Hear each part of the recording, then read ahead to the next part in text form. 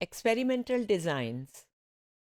Experimental designs types have been discussed, and one particular type between subject design, procedure, and method and examples have already been discussed.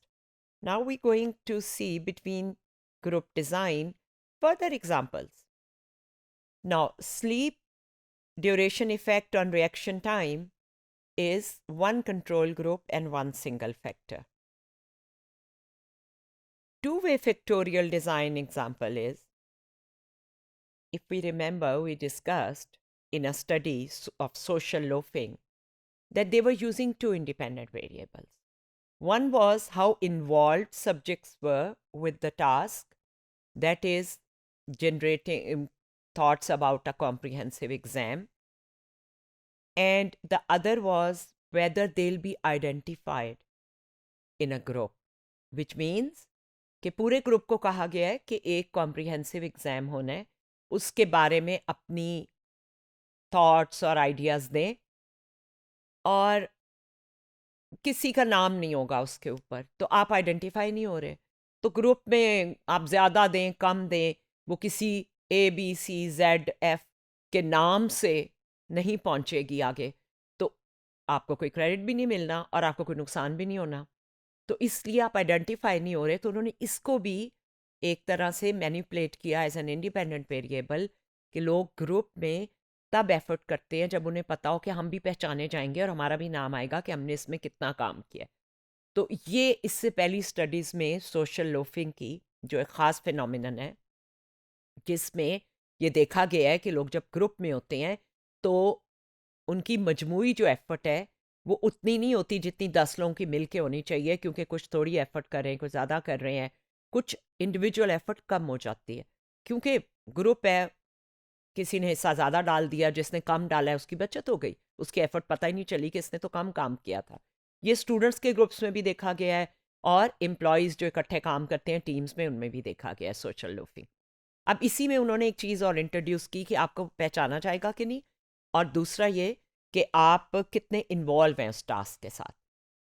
तो अब ये एक example है दो independent variable और उनके दो दो लेवल, सो 2 into 2, या इन्वॉल्वमेंट लो है या हाई है, और या आप पहचाने जाएंगे या आप बिल्कुल नहीं पहचाने जाएंगे।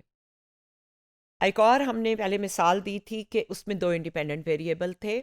This study was about aggression, sanction and belief.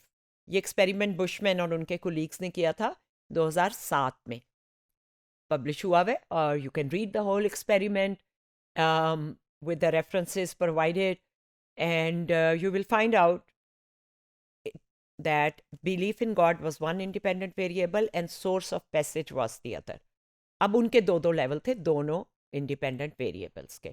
Belief in God yes और नो, तो दो लेवल हो गए 0 और 1, एंड सोर्स ऑफ पैसेज के वो एक इल्हामी किताब में से है, स्क्रिप्चर में से है, या वो एक कोई पुराना मखतूता था स्क्रॉल जो कहीं मिला उसमें से है।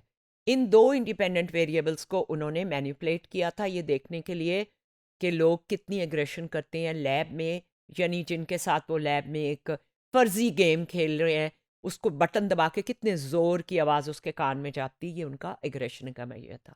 ये जो एग्जाम्पल है ये भाई 2 by 2 की है। अच्छा, एक बात खास याद रखने वाली है कि ये जो बिलीव इन गॉड है ये लैब में मैनिपुलेट नहीं हो रहा, ये एक सब्जेक्ट वेरिएबल है।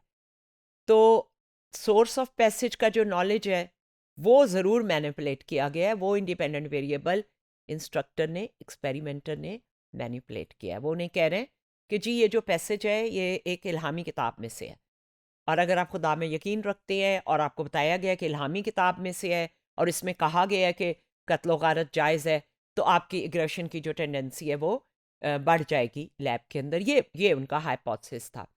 जबकि एक्सपेरिमेंटर अगर ये कहता है कि ये तो बस ऐसे ही कहीं से कोई लिखा हुआ मिला था पुरानी किताबों में, तो फिर अगर आप बिलीव करते हैं गॉड में या नहीं करते तो आपके एग्रेशन पे फ़र्क नहीं पड़ेगा, क्योंकि वो जो सोर्स है वो आपके लिए कोई ख़ास इंपॉर्टेंस नहीं रखता। इसके रिजल्ट्स हैं जो डिटेल में आप पढ़ सकते हैं।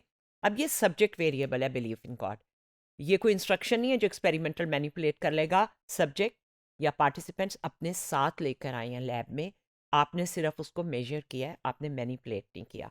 And that is an important thing to remember. Sometimes we use subject variables because they are important.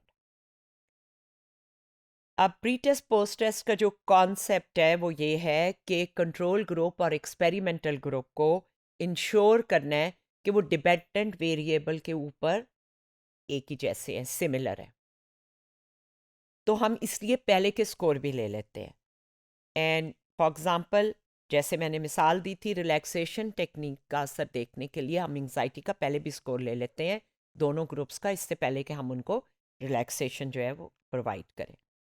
ये एक पब्लिश एक्सपेरिमेंट है जो हमने खुद किया था, और इसमें दो ग्रुप थे. एक्सपेरिमेंटल ग्रुप को एक टॉक दी थी कि रिलीजियस टॉलरेंस, रवादारी दूसरे मज़ाहिब के साथ क्या होती है, और उनके साथ एम्पथी रखना क्या चीज़ होती है. और जो कंट्रोल ग्रुप था उसको बस एकेडमिक टॉक दे दी थी कोई एनालिसिस के ऊपर जिसका कोई इस टॉपिक से ताल्लुक़ नहीं था. फिर दोनों ग्रुप को उनके एग्रेशन के बिलीव्स जो हैं वो इस टॉक से पहले भी और बाद में भी मेजर किए थे. पर्पज़ ये था देखने का कि जो उनको एक टॉक दी गई है, जो एक एजुकेशनल इंटरवेंशन की गई है जहन बदलने के लिए, एटीट्यूड्स बदलने के लिए, उससे उनके एग्रेशन के बारे में जो बिलीव्स थे, वो एग्रेशन जो हम दूसरे ग्रुप्स के साथ करते हैं वो बदले हैं कि नहीं. तो कंट्रोल ग्रुप के तो हम तवक्को ही नहीं कर रहे थे बदलेंगे. हाँ, एक्सपेरिमेंटल ग्रुप के बदले. ये पूरा एक्सपेरिमेंट इस जर्नल में, जो कि एक इंटरनेशनल जर्नल है, पब्लिश्ड है, और उसमें और भी मेजर थे, लेकिन आज की मिसाल के लिए ये काफ़ी है कि पहले भी लिए तो पहले दोनों ग्रुप के बिलीव्स में कोई फ़र्क नहीं था, लेकिन जिनको एक एजुकेशनल टॉक दी गई, जिनको एक एटीट्यूड्स में मेहरबानी और टॉलरेंस की बातें की गई, उनके बाद में बिलीव्स कम हो गए थे एग्रेशन के, और वो दूसरे ग्रुप्स के ख़िलाफ़ एग्रेशन करने को इतना मुनासिब नहीं समझते थे, जबकि दूसरे ग्रुप में ये तब्दीली नज़र नहीं आई.